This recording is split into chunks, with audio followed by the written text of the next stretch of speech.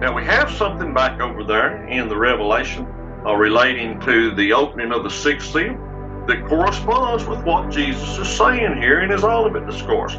Revelation chapter 7 is like a section in parentheses in the Revelation, a parenthetical section or an interlude here where that John writes concerning some things that connect with what happens when the sixth seal is opened.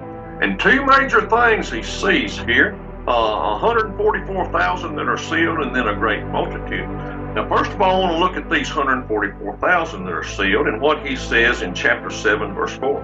He says there, "And I heard the number of them which were sealed, and there were sealed 144,000 of all the tribes of the children of Israel." Well, what was it that he said back in Matthew 24:30? "And then shall appear the sign of the Son of Man in heaven, and then shall all the tribes of the earth mourn, and they shall see the Son of Man." Listen, they're seeing that same thing that the rest of the world was seeing, that caused them to say to the mountains and rocks to fall on them and to hide them from the face of him that sitteth on the throne. And these 144,000, when they see Christ's sign appearance, they're going to realize then, well, Jesus was our Messiah.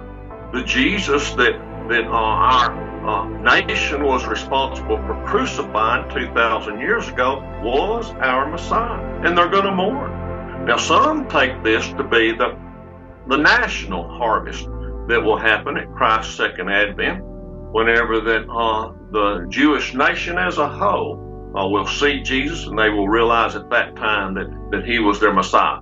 But this is not talking about that harvest. Over in Revelation chapter 14, John indicates that these are the first fruits and not the harvest, beginning in verse 1.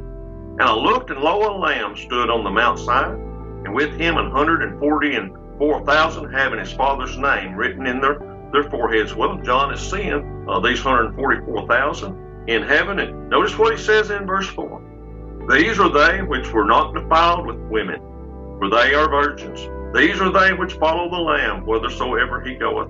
These were redeemed from among men, being the first fruits unto God and to the Lamb." So again, this is not that harvest that will happen of the Jews at Christ's second advent, but these are the first fruits of that later harvest. Not only this do we have in Revelation 7, spoken of in that interlude or that parentheses section, but something that connects with that gathering that Jesus spoke of. Remember what he said in verse 31, "And he shall send his angels with a great sound of a trumpet, and they shall gather together his elect from the four winds."